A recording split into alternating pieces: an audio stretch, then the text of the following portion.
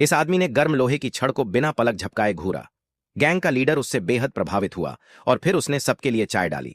लेकिन केतली में पानी अभी अभी उबला था। कोई भी अपना कप ठीक से पकड़ नहीं पा रहा था।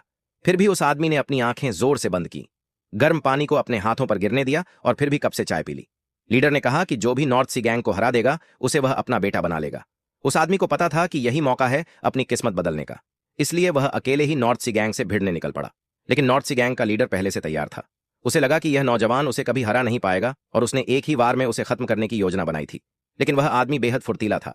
उसने अपने हाथ जमीन पर रखकर खुद को खतरे से बचा लिया। यह देखकर लीडर ने अपनी पूरी ताकत से हमला कर दिया। अब जाकर वह आदमी खुद को बचाने की कोशिश करने लगा, लेकिन उसका हथियार लीडर ने लात मारकर दूर कर दिया। फिर भी लीडर ने हमला करना नहीं छोड़ा। उसकी तेज तलवार इतनी तेज थी कि पिंजरे को भी चीर सकती थी। उस आदमी ने सही मौका देखकर तलवार के पिछले हिस्से को मजबूती से पकड़ लिया। जब लीडर उसे पीछे खींचने की कोशिश कर रहा था, उसने लीडर के चेहरे पर जोरदार मुक्का मारा। फिर तेजी से उसके पीछे जाकर उसके सिर पर एक और वार किया। मौके का फायदा उठाकर उसने लीडर की तलवार छीन ली और उसे दूर फेंक दिया। लीडर तुरंत किनारे हट गया। इसके बाद उस आदमी ने सिर्फ अपने मुखों के दम पर लीडर की ऐसी पिटाई की कि उसे पलटवार करने का मौका ही नहीं मिला। लेकिन जैसे ही लीडर पीछे हटा, अपनी ही तलवार से उसकी जान चली गई। जब वह आदमी वापस लौटने और जीत का दावा करने ही वाला था तो नॉर्थ सी गैंग ने उसे घेर लिया। उसे पता था कि अगर लड़ाई जारी रखी तो हार तय है। अचानक उसने एक आदमी को पकड़ा और खिड़की तोड़ते हुए नीचे छलांग लगा।